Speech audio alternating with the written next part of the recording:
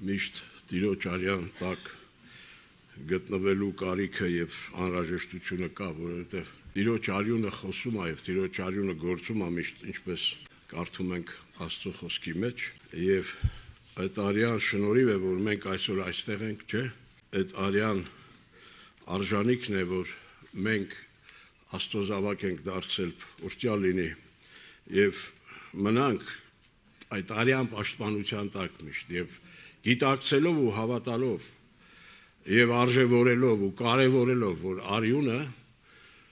շարունակ գործում է եւ խոսում է եւ մաքրում է եւ սրբում է։ Եվ Տեր ուզում է այդ հավատքը տեսնի մեր մեջ եւ արյան նկատմամբ այդ վերաբերմունքը տեսնի, որովհետեւ խիստ կարևոր եւ անփոխարինելի ծառայություն կամ գործ արել եւ անում Տիրոջ արյունը։ Տիրոջ օգնությամբ այսօր ուզում եմ խոսել ես, սրտիս ինչ որ դրվել է, ես հավատում եմ, որ Տիրոջ հոգուց է այն ինչ որ խոսելու եմ։ Իհարկե պատասխանատու է շատ այդպիսի հայտարարություն անելը, որ այն ինչ որ մենք խոսում ենք, իսկապես դա Աստված պատգամել է թե չէ։ Ավետարանի սկզբունքը դա է, որ մենք կարևորենք բոլոր մեր անելիքների մեջ, գործերի մեջ, կարևորենք այն ինչ որ Աստծո խոսքը ավետարանը կարևորել է եւ կարևորում է։ Եվ ուզում եմ այսօր խիստ կարևոր այդ հարցի մասին նորից բարձրաձայնել եւ ասել, որ ամեն ճշմարիտ Աստծո զավակ ահա այդպես պիտի վերաբերվի այս կարևոր հարցի հետ։ Մի դժվարություն ստեղծվեց Պողոսի Բարնաբասի ծառայության ժամանակ եւ ասում է Հրեաստանից եղբայրներ էին եկել եւ այդպես սովորեցնում էին, որ պիտի թեկուզ ընդունել են նրանք Քրիստոսին, հավատում են, բայց պիտի նաեւ Մովսեսի օրենքից պահանջներ կա, որ դա էլ պիտի կատարեն, այնտեղ թլպատություն եւ այլն։ Եվ վեճ եւ տարաձայնություն առաջացավ եւ կարդում ենք դա 15-րդ գլխում է գրված գործկարակելոց եւ եղբայրները ստիպված եղան գնալու Երուսաղեմ, որպեսզի հանդիպեն առաքյալների հետ, եկեղեցու ավակների հետ եւ խորհուրդ անեն։ Վերջապես այնտեղ խորհուրդ արեցին եւ տարբեր ուրեմն տեսակետներ հայտնեցին տեղի եղբայրները, բայց Պետրոսը ոտքի կանգնեց եւ որպես ամփոփիչ խոսք կարևոր շատ բան ասեց։ Նրանք նամակ գրեցին այդ խնդրի լուծման հետ կապված, որ առաջ էր եկել եւ կարճ բովանդակությամբ նամակ էր դա, բայց այդ հատկապես մեկ խոսքի վրա եմ ուզում ուշադրությունները հրավիրել, որ այդտեղ գրված է նամակի մեջ։ 28 խոսքն է 15-րդ գլխի, ասում է. «Վասնզի աղեք երևցավ Սուրբ Հոգին ու մեզիալ, ձեր վրա ավելի բերջ չդնել այս հարկավոր բաներեն զատ»։ Եվ նշում է այնտեղ, թե ինչերից զգուշանան, ինչերը պահեն, ես դրա վրա հիմա կանգ չեմ առնում։ Ուզում եմ այս խոսքը նորից կարդալ. «Վասնզի աղեք երևցավ Սուրբ Հոգին ու մեզիալ»։ Աղեք երևցավ ոչ միայն մեզ, այլ նախ եւ առաջ Սուրբ Հոգուն։ Սա եղել է այն սկզբունքը, որ Տիրոջ եկեղեցի մեջ դրվել է, հաստատվել է, կարևորվել է առաքյալների շրջանից եւ դրանից հետո էլ, բայց ցավոք դարերի ընթացքում, հետագա ժամանակներում այս սկզբունքը խախտվեց։ Կարևորվեց գնալով ավելի ու ավելի մարդկային դերը, մարդկային վերջապես այդ իմաստությունը եւ այլն, եւ որքան հետագայում խորհուրդներ եւ եկեղեցու մեջ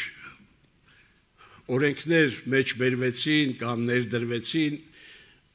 որոնց հետ Սուրբ Հոգին կապ չուներ։ Եվ ցավալիորեն գնալով եկեղեցին ավելի կորցրեց այն պատկերն ու նկարագիրը, որ ի սկզբանե ուներ։ Եվ որպես դրա վառապացույց ինչը եղավ։ Տիրոջ ներկայության գնալը եկեղեցուց։ Որտեւ եկեղեցին Քրիստոսինն է եւ Քրիստոսն է եկեղեցու գլուխը, եւ ինքն է այդպես կարգը այդ պայմանը դրել եւ հաստատել, որ եկեղեցին պիտի կառավարվի Սուրբ Հոգով, Սուրբ Հոգուց։ Իհարկե համապատասխան եղբայրների, առաջնորդների նաև միջոցով, բայց այստեղ մենք տեսնում ենք, որ առաջնորդները այն ժամանակ դեռ, ահա այս ուրեմն խոսքերն են գրում եւ հայտնում, որ խորհուրդը ինչ որ արեցինք մենք, նախ հաճելի եղավ, աղեկ եղավում Սուրբ Հոգուն, հետո նաեւ մեզ։ Թե անհատի կտրվածքով ասենք, անհատի որպես ամեն մեկս որպես Աստծո զավակ, երբ մենք ինչ որ խորհուրդ ենք անում, ինչ որ բան ենք ծրագրում, ինչ որ բան ենք մտածում, որքան լավ է, որքան ցանկալի է եւ վերջնարդյունքում որքան բարի կլինի, եթե ամեն Աստծո զավակ ինչ խորհուրդ որ անում է, ինչ ծրագիր որ ծրագրում է կամ մտածում է, որ պիտի իրականացնի այդ ծրագիրը, այդ խորհուրդը անի անպայման Սուրբ Հոգու հետ։ Որտեղ Սուրբ Հոգին չի եկել ուղակի մեր մեջ, ասենք, լեզուներ խոսելու, հրաշքներ անելու, ուրեմն 16-րդ գլխում Հովանու ավետարանի, սա կարևոր է շատ, Տիրոջ խոսքն է անմիջապես ինքը Տերն է ասում, 13 խոսքը 16-13 Հովանու։ Իսկ երբ ինք ճշմարտության հոգին գա, ամեն ճշմարտության պիտի առաջնորդի ձեզի։ Նրա գալու նպատակը ո՞րն է։ Ամեն ճշմարտության առաջնորդի, ամեն ճշմարտությունից ծնվածի, ամեն Աստծո զավակի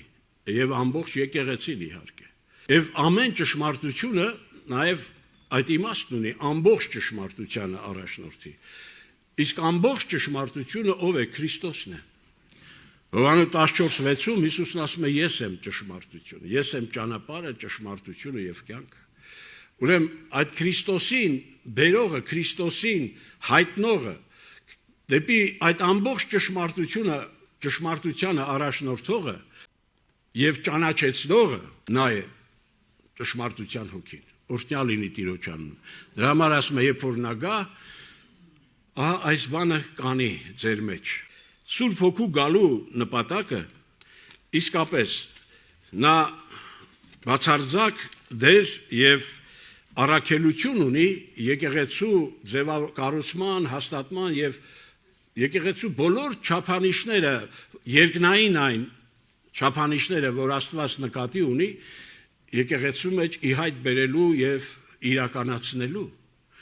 որտեղ եկեղեցին երկրավոր միավոր չի, երկրավոր ծագում չունի,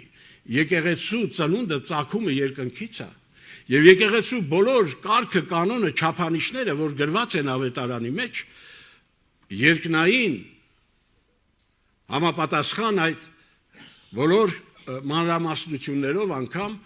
պիտի իգործ դրվեն կամ պիտի իրականացվեն երկրի վրա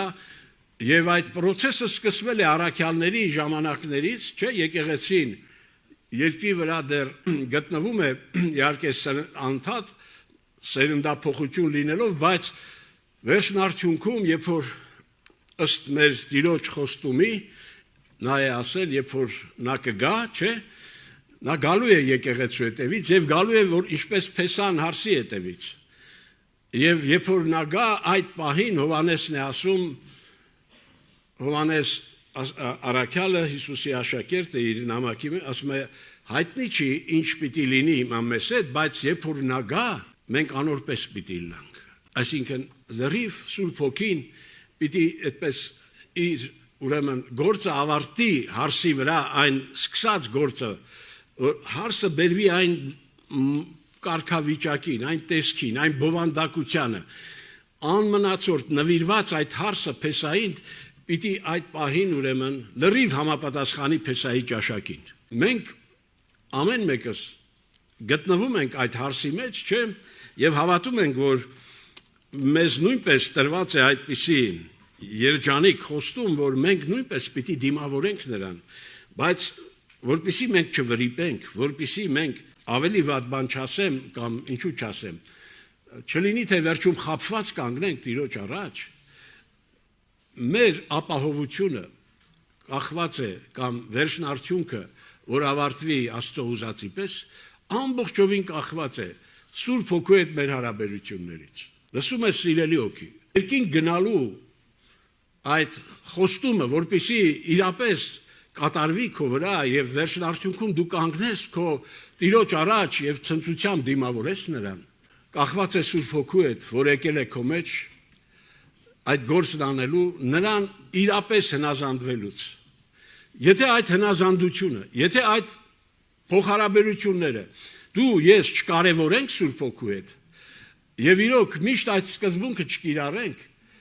ինչ որ խոսում եմ, ինչ որ մտածում եմ, ինչ որ ծրագրում եմ, չբերելով, չպարզաբանելով Սուրբ Հոգու հետ, արդյոք Սուրբ Հոգի իսկապես սա քո խորհրդով է, այս միտքը քեզանից է, այս ծրագրի հեղինակը դու ես։ Եթե մենք նրա հետ չհամաձայնեցնենք մեր բոլոր խորհուրդները, մենք վերջում տանուլ կտանք։ Եվ կարևոր այդ խոսքն էլ ես ուզում եմ Կորինթացիներից, երկրորդ Կորինթացիների 3:17-ը կարդամ, իսկապես հոգին կարևորված է այնպես, ինչպես պիտի կարևորվի, եւ նրան տրված է այն տեղը, որի համար կամ որին նա արժան է, ինչի համար նա եկել է, ահա թե ինչու է եկել եւ նորից նպատակային ինչ գործառույթ իրականացնելու։ Արտերը հոգին է, մեծատարով է գրված, արտերը հոգին է, եւ ուր որ Տիրոջ հոգին կա, հոն ազատություն կա։ Սա ասում է ավետարանի խոսքը, Աստծո խոսքը, ուրեմն արտերը հոգին է, ուր Տիրոջ հոգին կա, այնտեղ ինչ կա, այնտեղ ազատություն կա։ Սուրբ Հոգին եկել է, որ մեզ ազատություն բերի։ Այն ազատությունը, այն ճշմարիտ ազատությունը, որ Քրիստոսով իրականացվել է խաչի վրա, այդ ազատության համար վճարել է Հիսուսը, բայց այդ ազատությունը բերողը եւ որպես իրականություն մեր մեջ դրսևորողը Սուրբ Հոգին է։ Եվ ինչից ազատության։ Ինչ ազատության։ Ազատություն այն օդի իշխանից, որի իշխանության տակ նաեւ մենք ապրում ենք, որ ներգործում է այսօր ողջ մարդկության վրա, ովքեր իհարկե Աստծո իշխանության տակ չեն։ Եվ ազատություն հին մարդու խնդիրն է լուծել մեր Տերը խաչի վրա, բայց նորից, որպեսզի քո հին մարդուց դու ազատ ապրես, այդ հին մարդը չգործի քո մեջ այլևս, այդ խնդիրը լուծողը նորից Սուրբ Հոգին է, ճշմարտությունը քո մեջ կյանք դարձնելով, Աստծո խոսքի հայտնությունը բերելով քո սրտի մեջ, հաջորդը քո եսից է Սուրբ Հոգին եկել ազատելու քեզ, քո եսակենտրոն էությունից, քո թագավորությունից մարդկային, քո իշխանություն, դու ես քեզ իշխել ու թագավորել քո եսը։ Սուրբ Հոգին Տերը գինը վճարել է, որ Հոգին գա եւ դա մեր մեջ որպես արդեն իրականություն դրսևորի քո եսից եւ իհարկե նաեւ մեղքի իշխանությունից, որ դու այլևս մեղքի տակ չապրես կամ մեղքի իշխանության տակ չապրես։ Այդ բոլոր խնդիրներից ազատողը Սուրբ Հոգին է։ Նա եկել է որ դա անի, բայց այստեղ ուշադրություն դարձրեք, որտեվ եթե այդպես հարց տանք ամեն մեկից, ովքեր մկրտված են Սուրբ Հոգով, վերստին ծնված են, դե այստեղ ասում է ուր Սուրբ Հոգին կա,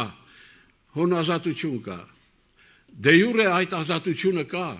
Իրոք, ովքեր վերստին ծնվել են այդ հոգուց, Աստծո խոսքից եւ Աստծո հոգուց,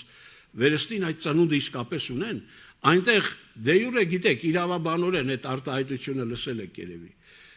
Բայց դե ֆակտո կամ փաստացի նայում ես այդ ազատությունը չկա։ Ինչու չկա։ Ախր չէ որ Աստծո խոսքը ասում է, որտեղ Սուրբ Հոգին կա, հոն ազատություն կա։ Այսօր որքան հավատացյալներ տարբեր բաների, այդպես ասած, դեռ խնդիրների, պրոբլեմների մեջ այդ ներքին, չգիտեմ, դժվարությունները իրենց սրտերի մեջ դեռ շարունակում են, փորձում են հաղթահարել, ել չեմ ասում վախերի մեջ, տարատեսակ վախերի։ Ինչու պետք է Աստծո զավակը վախերի ներքո ապրի։ Ասում է ուր Տիրոջ հոգի կա, հոն ազատություն կա։ Այդ վախերից ինչու չես ազատվում դու սիրելի հոգի։ Այ փաստացի այդ ազատությունը երբ է գալիս։ Ահա բացատրող խոսքը հենց առաջի մասն է այս խոսքի։ Ուշադիր լսենք։ Արտերը հոգին է։ Արդյոք նա եկել է եւ քո մեջ Տեր է որպես ապրում։ Դու տվել ես նրան այդ Տիրոջ տեղը, իրավունքը, պատիվը, Եվ տալիս ես արդյոք ամեն օր եւ նա էլ քեզ չի ազատել։ Խնդիրը սրա մեջ է, սիրելի հավատացյալ, որտեվ այդպես է ասում, արտերը հոգին է։ Հիմա Հիսուսը գնաց ասեց, ես ուրիշին եմ ուղարկում, բայց նա ուրիշ ասելով որպես անձնավորություն, բայց նա նույն Քրիստոսի հոգին է, արտերը հոգին է։ Երկրի վրա Տերը Քրիստոսն էր, աշակերտների հետ քայլում էին, ապրում էր, գործում էր, բայց նա գնաց եւ ասեց կգա մխիթարիչը։ Արտերը հիմա եկել է։ Տերը եկել է ուր, եկել է եկեղեցու մեջ։ Ճիշտ է նա աշխարհի վրա է, բայց եկել է եկեղեցուն պատրաստելու այդ ամենաթանկ գործը աշխարհի վրա իրականացնելու Աստծո համար։ Եկեղեցին, որ հայտնվի եւ եկեղեցին պատրաստ, երբ ժամը գա դիմավորի իր Տիրոջը, իր Փեսային։ Այդ գործընթացը ընթանում է դեռ։ Բայց դու գործակից ես այդ Սուրբ Հոգուն, բայց դու այդ տեղը տալիս ես, տվել ես Սուրբ Հոգուն, որ նա քեզանից նույնպես պատրաստի այն նոր մարդը, որ հավաքական այդ նոր մարդու մեջ դու էլ քո տեղն ունենաս եւ երկինք գնալու այդ իրավունքը իսկապես որ տրված է դու ձրի շնորհքով որ ստացել ես տանուլ չտաս իրոք ապրես հանուն այդ նպատակի այդ մեկ պահի համար ապրես որ ես չվրիպեմ այդ պահը որ ես հանդիպեմ նրան ամեն ինչ իսպաս դնենք ամեն ինչ ներդնենք որ կարևոր այդ նպատակը չվրիպենք երբ Տերը գա երբ Տերը որոշի ինձ տանի իսկ դա կարող է անպայման չի որ ընդհանուր այդ հափշտակության ժամանակ լինի կարող է մեզանից ոչ քնչերը պիտի երկրի վրա ավարտեն կյանքը չէ եւ հենց որ ավարտեցին արդեն Տերը եկավ այդ մարդկանց համար արդեն էլ ոչինչ փոխել չի լինի այդ հանդիպումը ուզում եմ ասել այդ հանդիպման համար մենք պետք է ապրենք որ հանուն այդ հանդիպման մենք ոչինչ չխնայենք եւ որպեսզի նորից եմ ասում դա կատարվի Սուրբ Հոգու հետ այդ հարաբերությունները պիտի այդքան մոտիկից լինեն եւ ամեն հարց ամեն խորհուրդ պիտի խորհրդակցվի պիտի անպայման Սուրբ Հոգու տեսակետն ու կարծիքը ճշտվի իմացվի իսկ Տեր դու ո՞նց ես ուզում որտեվ ասում է արտերը հոգին է նա եկել է որպես Տեր կառավարի առաջնորդի մեզ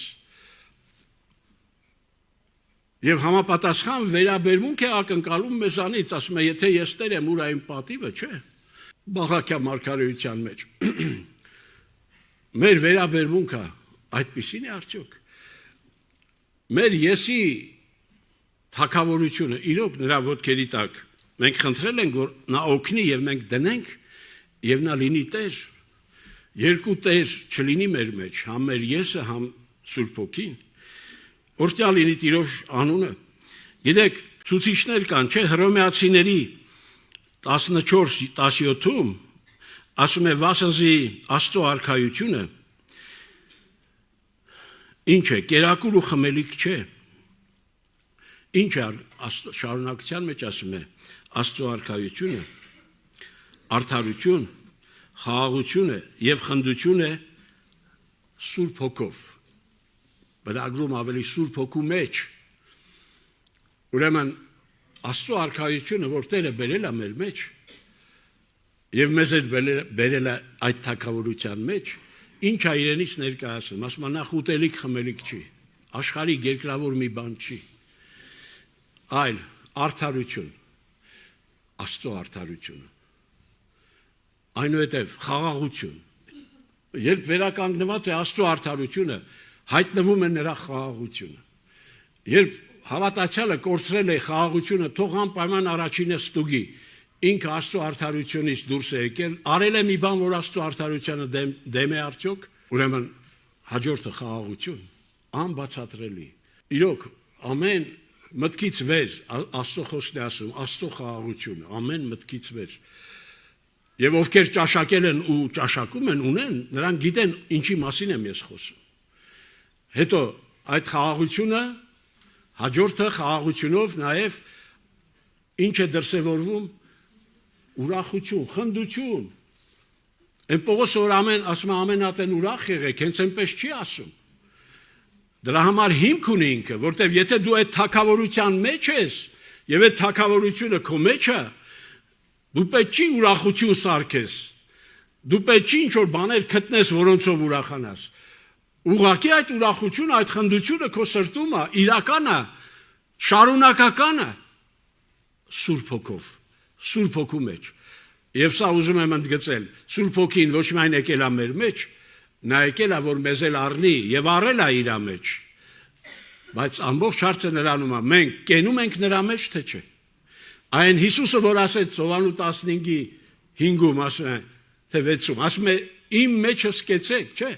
Այսինքն 4-ում, 4-ից է, վերջապես այդ հատվածում, որ թատունքի, ասում է, իմ մեջը սկեցեք։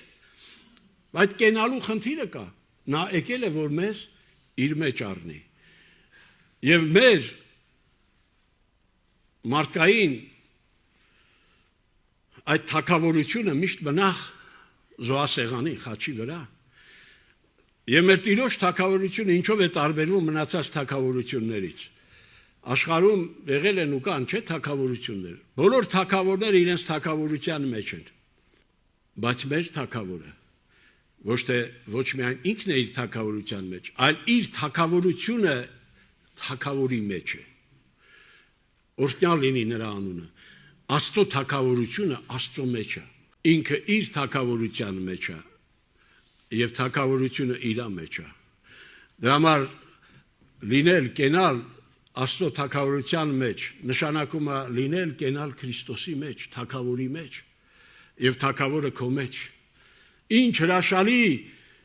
իրականություն, որի համար Տերը այդ գինը վճարել է խաչի վրա, բայց որքանով ենք մենք իրոք դա կարևորել ու այդ իրականության մեջ ապրում ու վայելում այդ հրաշք կյանքը երկրի վրա։ Եվ Սուրբ Հոգու ուրեմն ցուցիչներն են սրանք, երբ մենք Սուրբ Հոգուն հաճելի եղածն ենք անում, որ ասում է Սուրբ Հոգուն հաճելի եղավ կամ աղեկ եղավ Սուրբ Հոգուն եւ մեզ, ուրեմն սրանք ցուցիչներն են։ Խաղաղությունը, ուրախությունը ներկա է թե չէ։ Եթե Սուրբ Հոգուն հաճելի մի բան ես արել, ուրեմն ուրախությունն ու խաղաղությունը պետք է ներկա լինեն քո սրտում։ Ուրախություն, խաղաղությունն ու ուրախությունը, սրանք ցուցիչներ են, որտեղ դու Աստծո արդարությամբ ես այդ բանն արել։ Սուրբ Հոգին երբեք Աստծո արդարությունից դուրս, ճշմարտությունից դուրս չի արել ոչինչ ու չի անում։ Սա պայմանն է մեր սրտերի մեջ շարունակական այդ խաղաղությունն ու ուրախությունը ունենալու եւ դրա համար մենք ապրելով դեռ հենց երկրի վրա գտնվելով ուզում եմ մոտենալ ավարտին իմ խոսքի սիրելի եղբայր, սիրելի քույր, սիրելի հոգի, Աստված անսահման թանկին է վճարել, որ քո վրա կատարվի այս խոսքերը ավետարանում գրված։ Եվ եթե դու նախանձավոր ես, եթե ես նախանձավոր չեմ,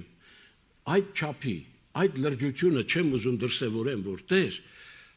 ինձ ինչ, որ ասենք Պողոս առաքյալը, Պետրոս առաքյալը, Հովանեսը, մյուսը քեզ ճաշակեցին, քո խոսքերի մեջ ապրեցին, իրենց վրա կատարվեց քո խոսքերը, իրենք ունեցան այդ մտերմությունը քո հոգու հետ, Սուրբ Հոգու հետ, ինձ ինչ։ Եթե այսօր ինձ տրված է այդ հնարավորությունը եւ ես դա այդպես չեմ կարևորել, ու այդ արդյունքները չեն գրանցվում իմ ընթացքների մեջ, իմ կյանքի մեջ, Տեր, ուր է այդ ուրախությունը, ուր է այդ խաղաղությունը, Տեր, ուր են այդ գործերը, Տեր, որ Սուրբ Հոգով դու խոստացել ես, որ պիտի հայտնի լինեն իմ մեջ, իմ միջոցով եւ եկեղեցու մեջ։ Բոլոր այդ խորհուրդները, որ արվում են մարդկորեն, բայց հաշվի չեն նստվում գլխի հետ, այդ գլխավորի, այդ Տիրոջ հետ, ասում է արտերը հոգին է, ցավալի արդյունքներ են բերել միշտ։ Օրինակ, ասենք ես նստեմ մտածեմ, ասեմ, Տեր, ես ուզում եմ, ինչու միայն ես, ասենք մի քանիսով կամ թեկուզ ամբողջ եկեղեցին այդպես խորհուրդ անի, ես օրինակ եմ ասում, որոշի ասի, սոս եղբայր, օրինակին վրա եմ բերում, կամ ինչ որ մեկին։ Մենք գտնում ենք, որ դու ասենք օրինակ ձեռք պիտի լինես Քրիստոսի մարմնի վրա։ Իսկ ամեն հավատացյալ Քրիստոսի մարմնի անդամն է։ Կամ ոտք պիտի լինես, կամ բերան պիտի լինես, կամ չգիտեմ ականջ պիտի լինես, կամ եղունգ պիտի լինես, եղունգն էլ է անդամ։ Բայց եթե Սուրբ Հոգու հետ խորհուրդ չեն արել, չէ, ասենք այդ խորհուրդը, եթե ես Սուրբ Հոգուց չեմ առել, ես ինչ իրավունքով, ինչ համարձակությունով եմ ես օրինակ ձեռքի ֆունկցիան սկսում կատարել այդ մարմնի մեջ, կամ բերանի ֆունկցիան, կամ չգիտեմ մնացած անդամներից որևէ մեկի։ Դու ինքդ ես պատասխան, երբ որ կանգնենք Աստծո առաջ, Աստված չի ասելու քեզ ովքեր ինչ ասեցին որ անես, պիտի ասի դու ինչի այդ բանն արեցիր, դու ինձնից առել էիր դա։ Իմ հոգու հետ խորհրդի նստել էր դա, իմ հոգին քեզ տվել էր վկայություն, հաստատություն, որ այդ գործը ես եմ քեզ հանձնարարել եւ այդ տեղում ես եմ քեզ դրել։ Բոլորս ինձնից սկսած կանգնելու ենք Տիրոջ առաջ։ Եվ ավարտելով խոսքս ուզում եմ նորից այդ խոսքը կարդալով կամ կրկնելով Սուրբ Հոգուն եւ մեզ հաճելի եղավ։ Սա թող լինի մեր նշանաբանը։ Բոլոր մեր քայլերն անելուց առաջ, ծրագրեր, չգիտեմ, խորհուրդներ, ինչ որ բաներ մտածելուց առաջ, գործելուց առաջ, նստենք հաշվի նրա հետ եւ ասենք Տեր, սրա մեջ դու կաս, սա քեզանից է արդյոք, թող Տիրոջ անունը փառավորվի, ամեն։